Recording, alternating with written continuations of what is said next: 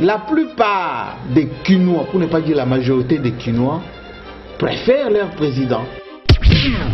Le vote, c'est un acte grave par lequel un citoyen d'un État donne sa vie à un autre.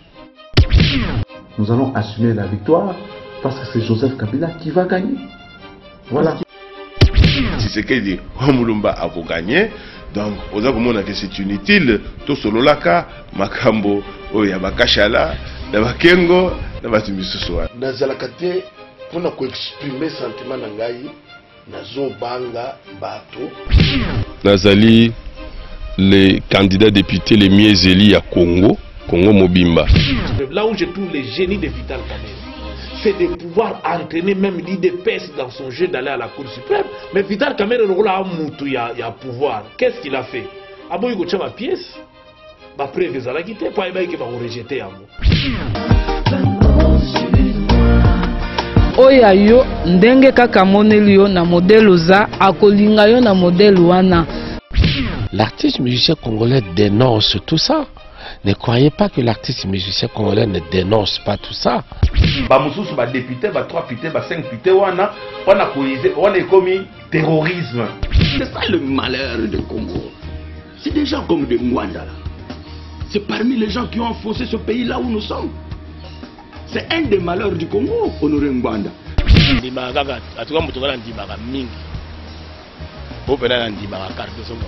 On a le père spirituel là bas Didi Kinwani banani rien même Didi Kinwani dans marité binon bondi maray pour binon mo la ngala ndi maray pour la loi le kena là la leki musique pour ngala mbongo ngala patron ya jeté ngala patron Naibi bango très bien Naibi bango bien. Félix Tshisekedi na olubengani saida parlement pazo ko sabino azogalar bozana Félix Tshisekedi mwana ya Tshisekedi oh combattant oh va venir le changement adamagalar nangana yoka kia pesa ngwa tane kolmo mbujimai. Et la diaspora a toute sa place, mais je parle de la diaspora responsable, je ne parle pas de combattant.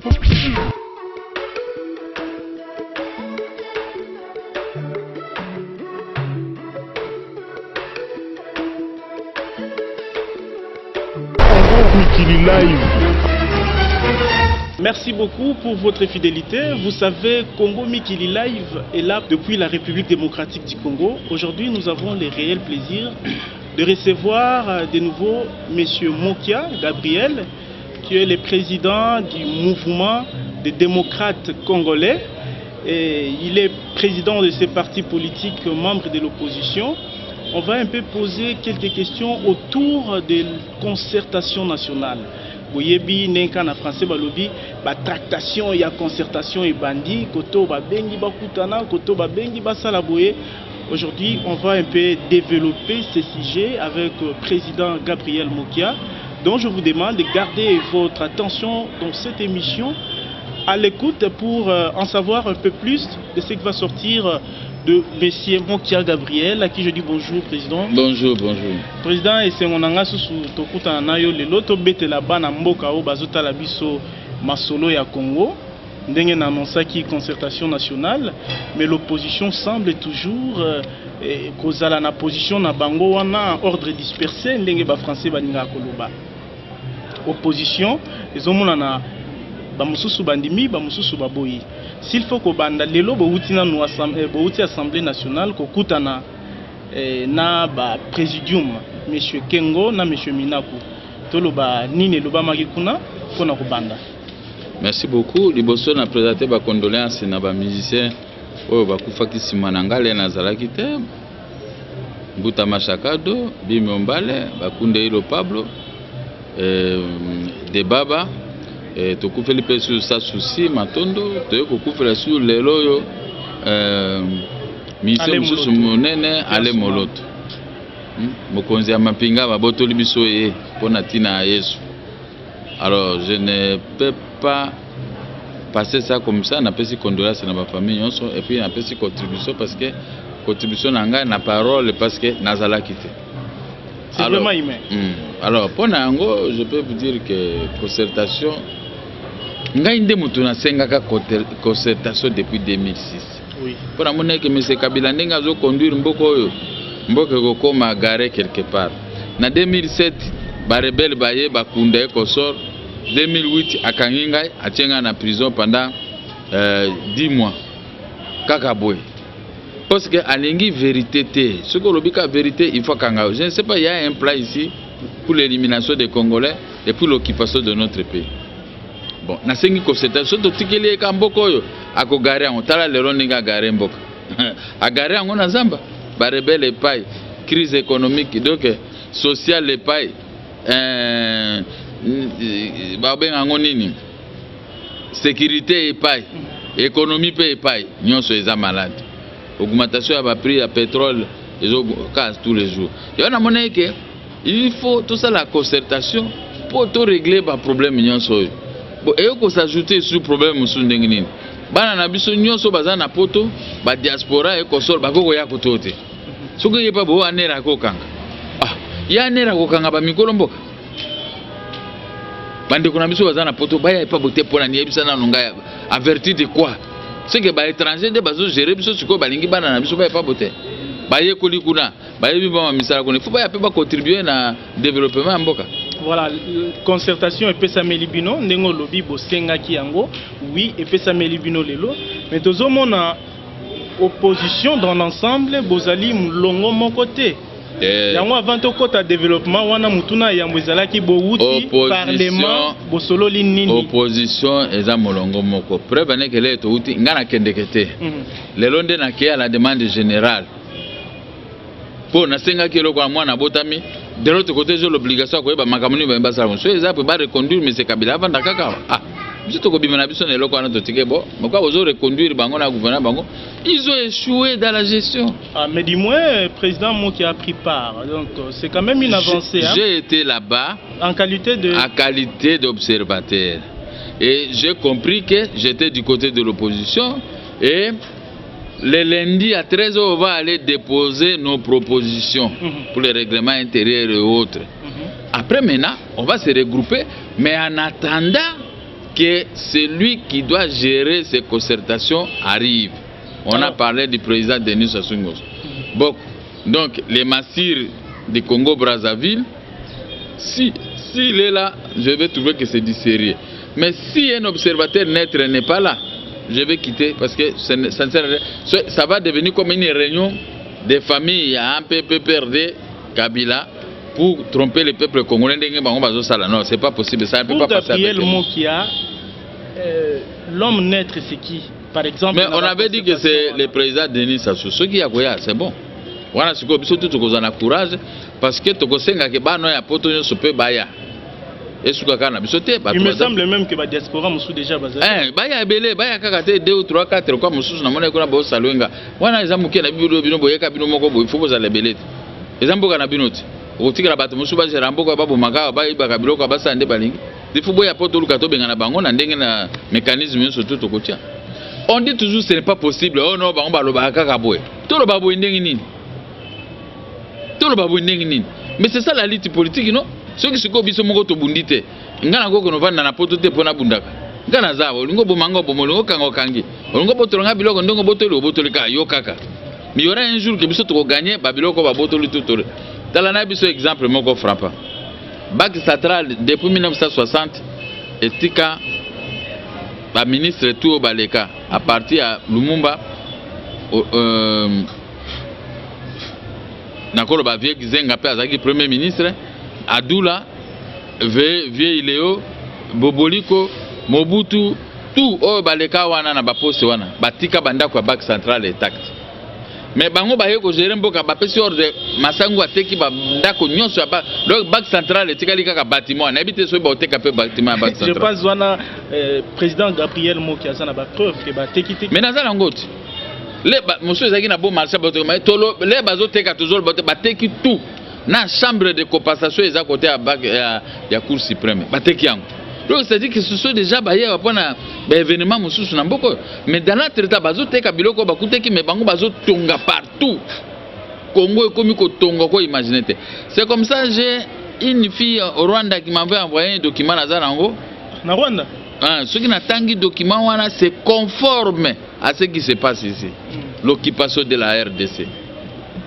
donc fi wana makamba koma atindelinga yango wana ezosala mape na publier yango na journal moko bazolanda bamoni ke ozaka na ba correspondant na Rwanda ba okaniselo mabete bakarisa mabene ni c'est une fille qui travaille à la BAC ici BAC congolaise comme c'est sur la deuxième république to yebana na bango na banque les tozo ba crédit mais l'air bakimaki bakie na mboka na bango mais toti ba des relations reste non bazozwa ba otindela biso mais élément eza capital pour la république parce que na publier yango na la croche journal moko la croche na publier l'élément tout.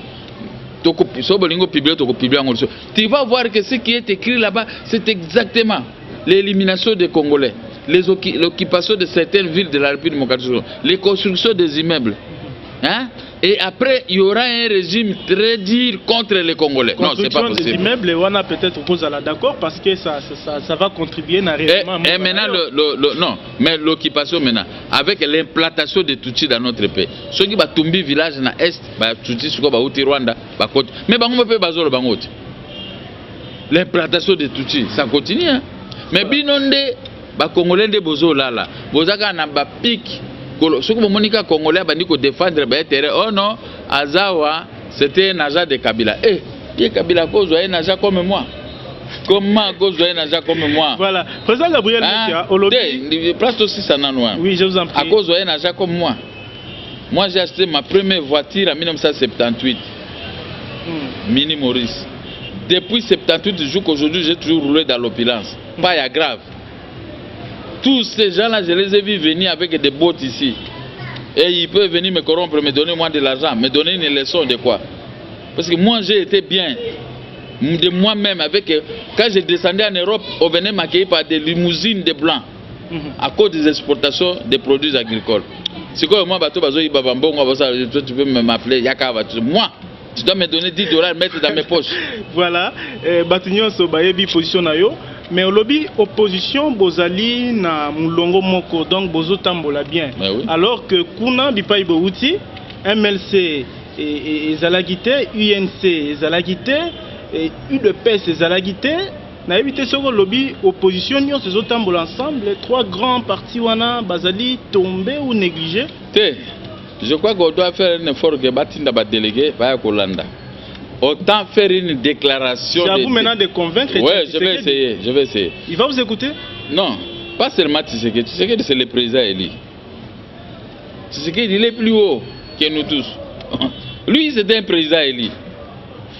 On a arraché sa victoire de force, mais peut-être avec... Bon, je vous en prie. Mais Tshisekedi, c'est le président élu. Et puis, en plus, peut-être ce que nous allons faire, ça sera bénéfique pour lui. Vous allez faire quoi exactement? Ah non, ça je ne peux pas te dire. Mais si quand vous faites ça pour abonner à problème vous gardez ça le problème. Je ne garde pas. Mais mon tour soit Azama et Azo et Basek, moi je suis à te dire. Le Tshisekedi m'a reçu au Moni. Alors, donc c'est que des ambitions de Tshisekedi, parce que c'est lui qui a été élu. Alors, ce qu'on a c'est qu'on Bundabitumba n'a victoire, donc c'est clair, non? Alors, bon, moi, je suis que boya na salle, bo sala ba proposition que simbite so to monike PPRD ampe majorité et tie bato na bango ba kengo minako tout ça pour ba dribbler biso na bino tout. Nous allons faire une déclaration d'assemblée to quitter tiki ba on a concertation bango qui n'aboutira à rien. Et cette démarche là bo sala ngo camp. Mais moi-même la concertation oyo eko sila avant rentrée parlementaire. Je pense ndenge ba koma ki na ordonnance. Mais on a des numéros de téléphone pour appeler, parler aux gens, ça peut faire combien de minutes? Et qu'est-ce qui fait que divergence soit née là jusqu'à ce niveau? Divergence, c'est quoi exactement? Bango peut bazo mona makamusu peut-être biso to mona te. Thomas Louaka a sala ki ba proposition na ye. Ce qu'ils ont pris en compte te ba kozala te. C'est normal non? Il faut que l'opposition est plus réelle. Il faut que l'opposition s'exprime librement. Ce n'est pas que l'opposition a une décision. Non, ce n'est pas possible. Mais quand c'est une contradiction, Moutoumoussou soit lobby oui, Moutoumoussou soit lobby non, Moutoumoussou soit lobby oui. Alors que ceux qui ont encore divergence, ceux qui divergence, il y a idée na bino ekoti, ils ont fait ça boulou boulou la population. Oui, dernier gouvernement, il y a Israël. Au moins des premiers ministres, Abimaki, au moins n'a peiné pour constituer majorité. Chipili n'a pas eu en retard. Donc, pour sauver les fils d'Israël. Et ça, c'est divergence. Attends, au long de au moins, l'Italie, ça m'a dit, ah, nous, si ce type-là, on ne vient pas. Même les opposants, non, on ne vient pas. Mais Tika Bango va s'exprimer, c'est à vous de les convaincre, monsieur. Il faut essayer de convaincre les gens. Gabriel. Au gouvernement, dans le monde, toi, tu vas aller en Israël, s'imposer le corps de Premier ministre, vous venez. Tu crois que tout le monde va venir? Oh, je te nomme ministre, il faut quitter la partie. Même peut partir, il faut voir que c'est là qu'on est besoin même direction pour la tel point. C'est la même chose. Même la même position. Puis vous êtes gentil et vous acceptez tout le monde alors que quant à votre frère Christian Badibangi, n'a cité juste parce que Nalandi va proposer la télévision, lui il dit bah Moussou baza ba opposanté, mais quand il s'accroche na ba concertation na yo na monyo trop gentil, vous mêlez tout le monde comme opposant, alors que lui il déclare que ba Moussou ba casquette wana ba pirata yango ba tripota yango casquette à Tshisekedi. Bon, je ne vois pas qui travaille là-bas au nom de Tshisekedi. C'est quoi? Ngana bimi prison pour na ka kofinga ka ba opposant ko discuter avec les gens. Moi on m'injurie beaucoup, mais je fais répondre à celui qui m'injurie. Mais il y a ceux qui a joué ligne à kofinga bateau, ya ko déconsidérer bateau. Wanezaye. Mais moi on ne m'a pas éduqué comme ça. Vous comprenez? Na kokota ni na vie na ye, ni côté azali, ni moto la moto, chacun est responsable de sa vie. Pour nga na koya batena vanda ba opposant bazana ba nofinga bon parce que je dis je suis opposant souvent ba nofinga ba opposant pour c'est que naza suis opposant. Présidium installé secrétariat technique oyo eko kamba oyo eko sunga ko kamba ba concertation nationale lokola ezali concertation nationale bino bolingaki topé ba opposant mingi balingi que na bureau wana ba opposition pe bazali tolo balelo lokola bureau est installé. Vous vous retrouvez, ça veut dire les opposants aussi sont là. Bon, qui est lobby que il y a des opposants, batona bazakuna bango motobatia. À lobby tu as des opposants. Bon, il est dans les institutions, il obéit à M. Kabila jusque là. Il y a un autre douter dans bango. Que cette histoire-là puisse aboutir à un résultat que tout le monde attend. Dans un douter dans bango parce que c'est lui qui obéit à l'ordre de Kabila. Il ne peut pas gérer les opposants comme nous. Kengo ne peut pas nous gérer. Mais elles attendent de parler. Et ils rêvent. C'est ce qu'ils rêvent. Or, chez nous, ce n'est pas ça. Vous comprenez? Il y a une divergence, c'est ça. Alors, ce qui est. Alors, bien, ça, la macambanga, ça, là. Excusez-moi. Asala ndinga lingi. Mais quoi aboutir na nini? Parce que tous on a la case de départ, ça dit que là moi salamité concertation salamité motomoka qui peut angoter. Donc tous on a la case de départ. Mutuna mususu amné nezali que oyo tozo kende déjà vers 2014. L'élection prochaine ezali na 2016. Concertation oyo souci ezali vraiment nini? Bato ebele bazo ki mambangu ça et là. Souci majeur ezali nini na mitu surtout ya ba opposant mususu kozwa moi et tenia musala oyo président monga lokola po umeli mingi na prison ozo ata ministère moko boye na zwika d'emblée na lobika ministère à finance tellement yo commerce yebi yango lingi mbongo mingi to tiaka côté akuna président monki ya ministère à finance ye pe avancer makambo mais 2016 siko ko mandenge nini Laurent Désiré Kabila tinda bato ba proposer ngai to travailler na bangolé nazaki na résidence officielle na côté à Grand Hôtel quartier des ambassadeurs. C'est ma résidence. Que non, je ne peux pas travailler comme ça. Bino mozoki mindo ki bobomi bato boye beaucoup tinga nga na kimité parce que je ne me reproche pas de quelque chose. Mais finalement président Moki a voulu risquer ne pas travailler na mboko. Mais oui. Alors sikoyo na longwana ko sala na bino comment je vais être considéré par mes amis, mes frères ko so boba kufi. Je dis non, je n'entre pas. Le gouvernement il a marqué de respect à Laurent Désiré Kabila. Batindi Mwenze Congolo a sali un arrêté d'expropriation pour cause de l'utilité publique.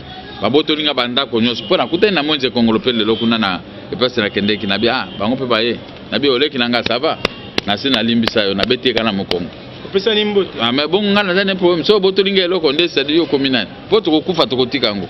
Oh immeuble ngana zotonga 2 briques 3 briques depuis deuxième république. Mais ceux qui na kufi ngai nde na ko contrôler ngo susu. Parce que bakuta inga na immeuble na recevoir ka bato nyonso awa. C'est mon bureau ngana luka bureau te bureau musu eza na ville oh bango babotole. Mais c'est rien du tout. Mais le quoi bango babotole inga ba bien pour d'abord travailler na bango. Mais ngana toujours, je ne vis pas dans côté prison. Qui m'a déjà envoyé même $1000? Personne. Dans côté prison, tina ndenge na bimi. C'est pour dire que je n'ai pas besoin de biens matériels. Si on a besoin de biens matériels, on a travaillé na bango, on a babotola anga pe banda côté na mbongo. Mais bonne naza na 900 000 on a kango mukoloni soki bino ba ebozo kanisa kosala malamu pona ba congolais bolingi ata kosala. Tozo kasi yango yo na ba concertation aboko mona pe makambo malamu ebimi. Ke bozo ankita. Ah. Comme on peut makambo malamu ebimi. Bongo ngai pena na se déplacer kasi na ke kuna pona lukani. Parce que naza na boya ngai ide na mutu. Point. Pour votre intérêt. Ezate ngana ko vanda wana na Facebook pona lobaka ba makambo no. Je vais affronter au moni ngana zana kini pour affronter les adversaires. Ngana iba zana minduki awa. Baza au moni na lopango bayaka ko sauter mire bayo kanganga. Chaque fois ngaba yaka ko kanganga. Donc soko zo vivre na ngawa na lopango ko vivre bien te. Eh. Au mona ka mugo ba police bazo ya pa bisinga. Alors monsieur ba okuta anga. Bino opposant ya solo toloba parce que le commune opposant. Au moni satinero atemi wana. Au moni satinero atemi wana. Ngana ndimanga te ki ya za makasi. Jour mo bayo kanganga bayo ko bloquer ngame a sauter mire na sima sauter mire ko kuna lopango muswake ozomona bino benga bioma satinero wana na tango epaka tango epaka ya sauter mire menga na sauter mire ngana vandika wana bayo ko kanganga oui bon bakanaki yo bakanaki sentinelle mais sauf qui peut on ne sait jamais. Donc ozomona ke biso to kimakate tozawa pour la guerre ye olingi ko loba boyeke yo zali wana po osala te na régime oyo atake pona ko bongisa mboka sengi yo sa na bango osala na bongisa sa na bango te po basali 17 ans yango oyo yebisanga pesanga résultat boulevard kaka. C'est tout ce qu'ils disent boulevard na bandako tozotonga mais ndako ya kotonga c'est pour l'intérêt personnel. Boulevard oui ba agrandi yango mais il y avait boulevard là-bas. Alors que Batere, Banzela ya mabeze belo devait construire le boulevard. Ba opposant pe balobi bazolo ba mingi kaka pemeni to lingite mais oyo bazo proposer concrètement ezani président Mokia. Mais voilà ngala gogo ebiso ngote zelaka ndingi ba proposer kuna. Mais je crois que cette histoire ça va capoter parce que là ba opposant ba koloba ba bimisi makambo na bango. Okomona ke nyoso uzala accepter na bato te, les ba osa rapport na monsieur Kabila. Et que ça l'accepté allez mo boulot ko bima ba opposa mingi ba kopanzana na bango po ezate ke o ba ke ko flatter soki pona ko flatter ko mona elongi nanga te to nde nazabo nazana mutu to akopesa ngambongo loba militant loba ba militant na biso bazana poto ba militant bazana batinda ka $100 $200 yepe bazana ba problème wana za ba mbonga ba militant otindi mais yo moto osa na gouvernement yo opesa ngambongo polani. Pour nga na presque 1 million par la banque habitara mbongo bo signer ba ministre bo futanga mbongo ba kokaka te siko ozo $20,000 $100,000 au pesa ngai puis nga na za nango wana koleka yo ozomona ndenge tuza différent na opposition to tambulaka ndenge ba Kongo balobaka tula lukulu tala place yo ko nyata ifo tala mo ndenge na tambulaka tula lukulu tala donc avana nyata place wana ifo na tala. Avant jouer eloko na yo fona tala eloko eko sukila ngaboni. C'est comme ça que moi je suis yango monaka moto mokote na mokilo ya ko zwa preuve contre ngai. Bon ngana zana combat contre monsieur Kabila pour sa mauvaise gestion. Na bandango banda kaka premier jour na bandaki na Laurent Désiré Kabila kanginga 2 fois na makala pour le traiter de dictateur. Et puis il faut voir. Alors, nayo comme on a eu toujours bundana et ti, na prison ti, on ne sait jamais à la longue. Moi aussi je me prépare, même par les élections, même par quoi, mais beaucoup de monde un jour. Même par les élections, même par. Même par bon, on ne sait jamais. On nous sommes là. Président Folo Baté. Mais on nous sommes là, concertation en gauche. Balobi na démocratie, oyo biso tozo bundela, oyo biso tozo kufela, to le kakaka na nzela il y a élection. Siko lobby même par élection, même par bon. Par concertation. Mais non, concertation en gauche. Ah, vous vous attendez à ce que na concertation. Bon, est-ce que président makambo biso tozo ya ko lobango kuna so bandimi o toza kuna biso pe toza na agenda na biso. Tout le moyen so bono. pour finir avec un adversaire coriace. On a moni net.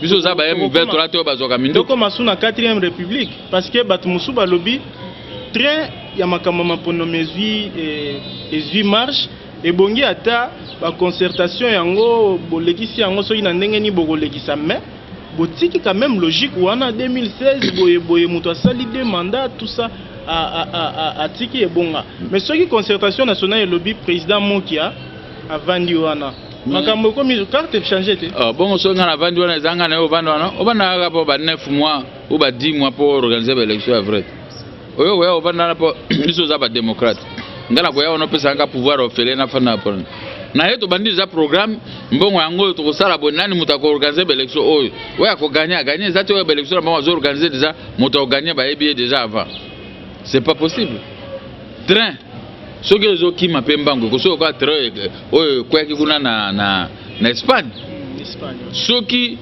ozo tamusa train mabe bako chelo pe loko mabe pa o dérailler ko mona ki ba wago ko kuna Espagne po chauffeur wana machiniste wana balota makasi trop mais bango bazotambusa très mabe très vraiment mabe je vous dis mais bako koya koleka très Espagne makanisi ebele bozo bimisa ebele bazondima yango ezali malamu ebele pe bazali ko attaquer bino mais nga nazongi suka na place Etienne Tshisekedi bozo placer très haut po bol bimisa ye na histoire oyo azali susu congolais te akomi extra congolais to beaucoup convaincre nengo lobby ame akokota na masolo bongo ngai ba journaliste tout bazo bimisanga très haute pete po basani ezaka mokiliti oui mozali président ya parti politique c'est la bazo Etienne Tshisekedi bazo ba pe Gabriel Ngo Tshisekedi tokokota na makambo te yazali très haut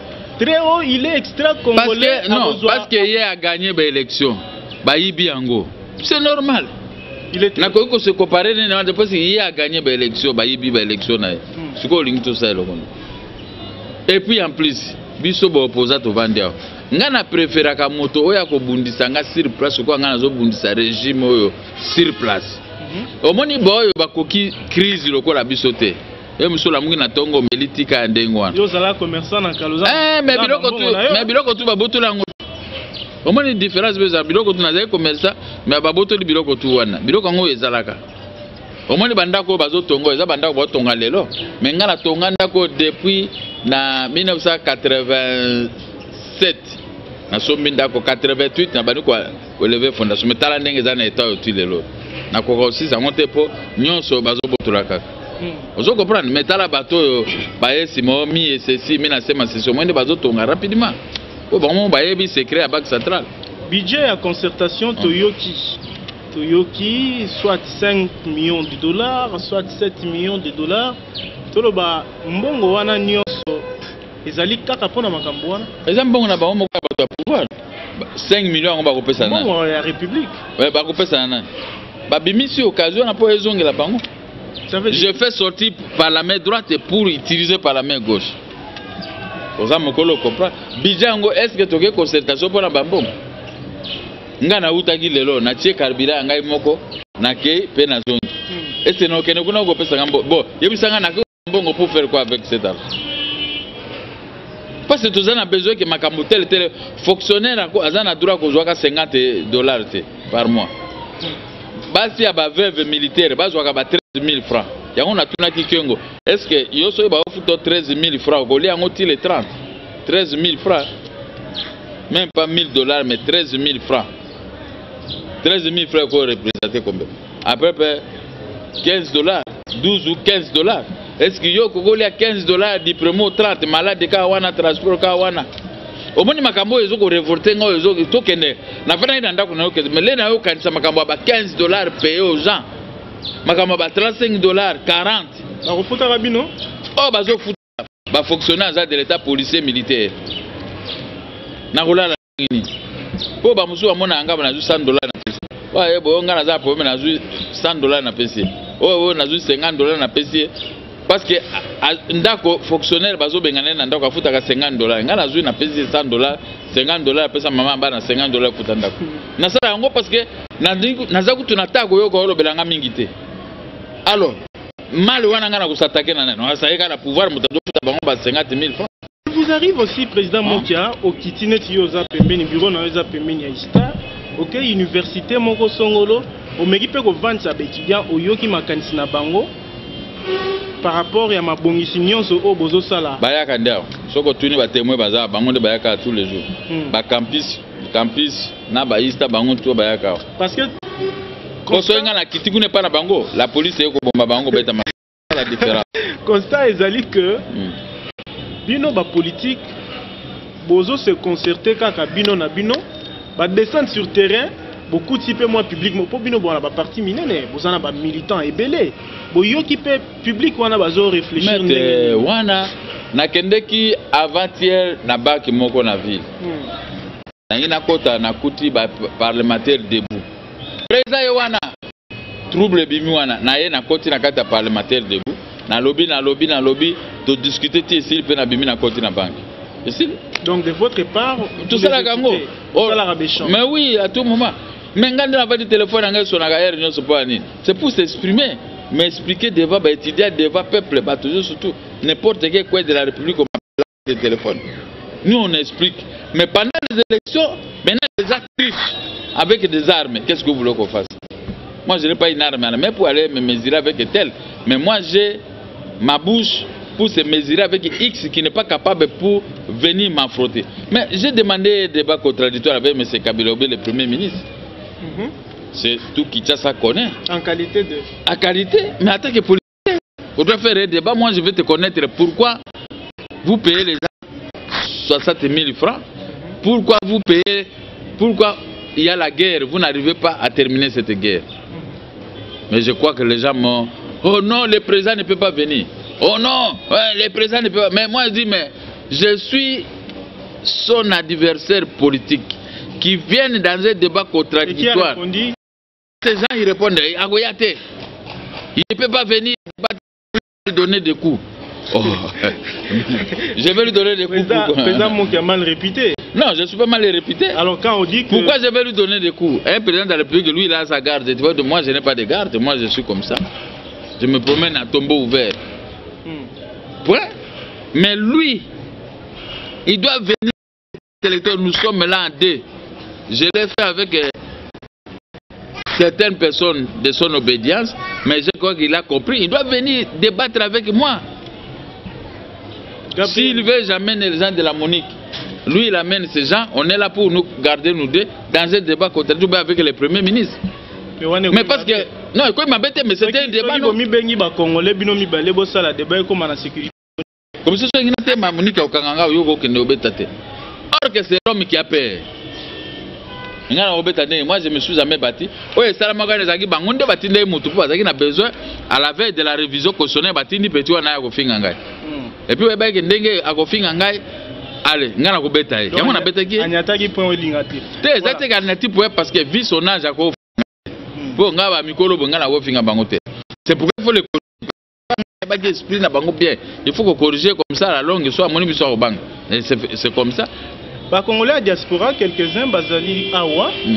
Ndenge tozoyoka na poto po biso tozalaka na ba na poto mwa mingi ata na nzela internet. Kuna pe mwa babitumba, mwa babokabwani. Bamusu balobi ba oyo baye po ba na part na bango bamusu balobi biso tokokota makambo wana te donc ekomi babitumba bango na bango émission oyo elandamaka na Congo puis na Libanda président Gabriel Mboki azali mutu oyo bayokelaka pe mingi okoloba nini na likambo oyo te il faut pas écoutez monsieur le journaliste mboka eza ya ngai te eza même pas ya yo eza même pas ya bakabila mboka eza ya tous les abattus qui na poto baki voyage bon poto za baki za kovanda soka lembi azongiti yango na zolinga qui peut interdire aux Congolais de ne pas fouler le sol de leurs ancêtres? Il y a que ceux qui sont des étrangers qui ne veulent pas que les Congolais s'attendent à entrer. D'où il faut créer le désordre. Na okanga yo soko okanga est-ce que yo nde Congo pour okanga bango.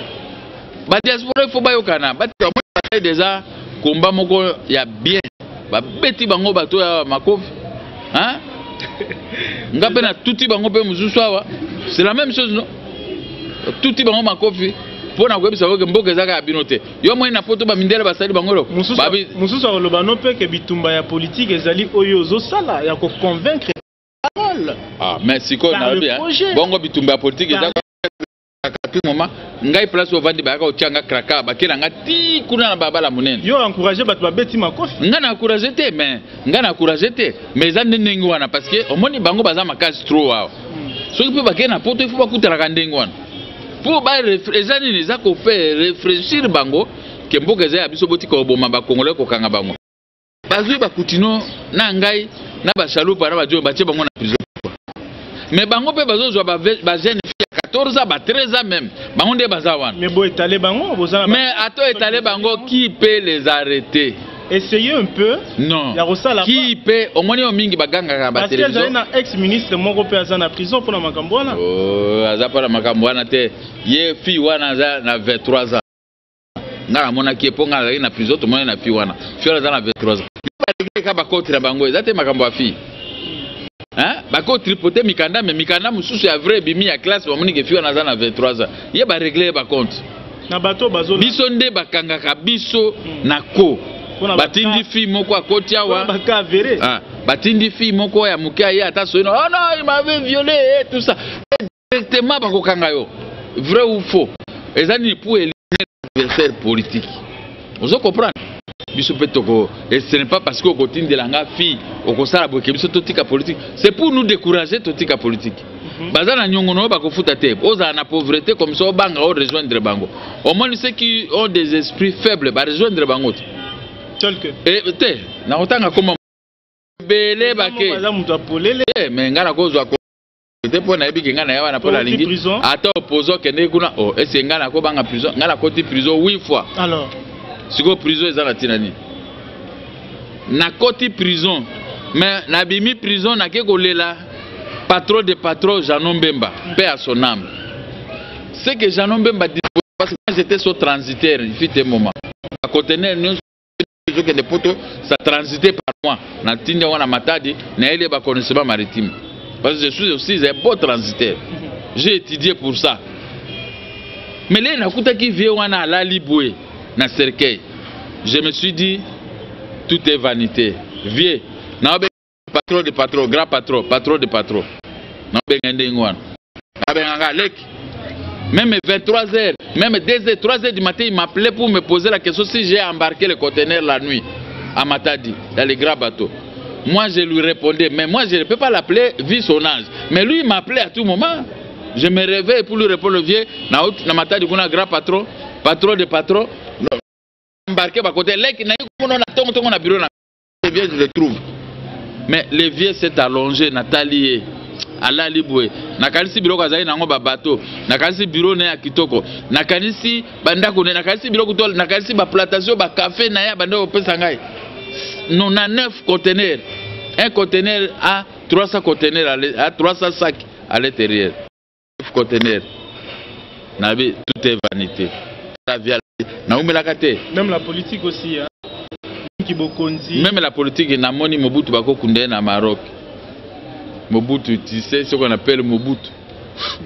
Hein? Alors, mais ce que les biais de ce monde, est-ce que les Congolais peuvent espérer la politique? Je vais donner un exemple. Prison, na souffri, na ofanaka na ndako. Na osala tension na 17 même na yakate. Na bongisi GPT yango na tia yango na internet badona GPT kitoko boy nenga mine eza apane kolanda bote wana te hein nazo bisa bato ya Facebook les eza apane oh président tout indira moto sala boy nda répondre te mais GPT yango na ebino tambrate lelo yo na komi nango lobe kuna na zangi tout est quel est le problème mais quand nous avons l'unité quand tout le monde trouve son compte toi aussi tu vas trouver ton compte, tu vas vivre mieux. Les Congolais vont espérer na lutte oyabi. Les Congolais faut pas espérer na lutte oyabiso na lutte oyangai. Ya yo président. Ah parce que lutte yangai ko abouti na victoire oyo et comme ma biso surtout na bonheur. Je me suis retrouvé un jour dans mon bureau pour attendre Matata pour nous parler de l'économie. Il a parlé de l'économie en vantant la croissance. Mais quand je lui ai fait définir la croissance, qu'est-ce qu'est la croissance? Depuis ce jour-là, il ne parle plus de la croissance. Ah bon? Ah, na provoquer bango toujours à parler de la croissance, mais soko bakumo kanga mono. Parce que les gens croient qu'il y a eux qui sont intelligents, fini des histoires de leur façon. Je lui ai fait dire la croissance, c'est l'augmentation de la production par rapport à l'année dernière. Dis-moi un peu, l'année passée, le Congo avait produit combien? Et dans quel secteur? Oh, moi qui ai pour la Toko Kangaé, vous voyez comment je suis toujours Kangaé. Il y a ce qu'on appelle ça bateau leçon. Mais je vais vous donner une leçon parce que moi aussi j'ai des ambitions. Avec mes ambitions, je dois étudier mot par mot quand vous prononcez un mot. Si le plan intellectuel vous dites la croissance, vous dites ceci, moi je vais vous apporter les éléments valables. Au moins, c'est pour dire que le peuple doit espérer à nous, puisque demain ce Congo sera un Congo meilleur. Avant de surtout disparaître. Tokotika quelque mais oh nyonso tokobenga na bango na ba Rwanda na bango ba Ouest ba osa ba vatiri nyonso la dit les pays ici rendez aussi la population un bon service parce que Ebélé il y a opposants, ils sont des bons diseurs mais pas les bons faiseurs. Un opposant a joué dans le pouvoir. Si vous remarquez en dehors du président Kasavubu, oui, en dehors du président Kasavubu qui a fait que quelques années, mais tout le reste là ce sont des hommes militaires, ce sont des militaires, des hommes armés. Quand un président de la République, le Aza général, il fit. Aza général, quelle est la leçon que tu vas lui dire? Est-ce que la croissance c'est la classe? Moi je sais que j'ai fait ce que je veux. Mais moi, habitué dans des débats avec vous, chaque jour je peux venir vous expliquer tel domaine est à niveau de commis. Voici la production. Mokia, parce que la réalisation bon, dernier mot, puis na lingi pe ocha moi atamai mukie na kati ya parti munene o ya opposition MLC parce que le lot Olandi Mikolo Olandi Jean-Lucien Boussa qui a salagi ba propos moko lakisa déjà que il est sous na parti terrain azali sous na parti wana eza parti avec nangai yo étant que politicien ya opposition. Non seulement le Bamoko, naibike bango wana parti avec Nangai. Na bundela qui est abima qui président ba trompé par na batu mususu ba kati ba rongoli étiquette ne wana ganyaki ba tie na prison. Mais je peux dire que MLC est un problème. Les MLC ba base MLC surtout na Congo est intact. Jean-Pierre Mbemba perdre attaque militaire na mon côté. Mais côté à Somende, pouvoir à place Moutelinga Kobenda Kakuna. Au moins, ils sont aux amis de Maka. Au moins, quoi, biso. Reposer dans pouvoir en place. Oui, ceux qui biso. Place vos faillir. Ceux qui biso Zaka, Motema Maka, c'était un débat sur Benda bisotu. Mais aux hommes, on a qu'à valadi na tombe la mouki intelake. Oh, intelake, mais le col à moi divergence sur Zaki, n'a vanité. Je ne me suis pas encore prononcé. Je ne peux pas me prononcer comme ça. Il y aura un jour où je vais aller voir tout le monde pour trouver une solution d'une manière générale. Merci, Président. C'est moi qui vous remercie. Voilà, c'était le président Mokia. Oyo boyebi amesana ko loba masolo na ndenge na ye na ba vérité na ye pona ba bolamu ya ba congolais oyo balandaka biso un peu partout. Vous avez suivi depuis la République démocratique du Congo na ba différentes chaînes na biso et bolandi biso na libanda ya mboka à travers www.congomikililive.com. Numéro Ezali, au sali ba réaction, boîte et commentaire Ezali wana, je crois, président Mokia Azali, toujours l'internet, il aura le temps de Rolanda Pe, ba préoccupation nabino. Si quelqu'un semble être indigné par rapport à ba propos au président Gabriel Mokia à tenir, notre porte est grandement ouverte pour la réaction et à Batunyonso. Donc restez scotchés sur votre site. Merci à toute l'équipe technique, merci à Mardoché, merci à Ken et tous les amis qui nous ont assistés. Moi je vous retrouve très prochainement avec le même plaisir. D'ici là, restez toujours sur www.congomikililive. Au revoir.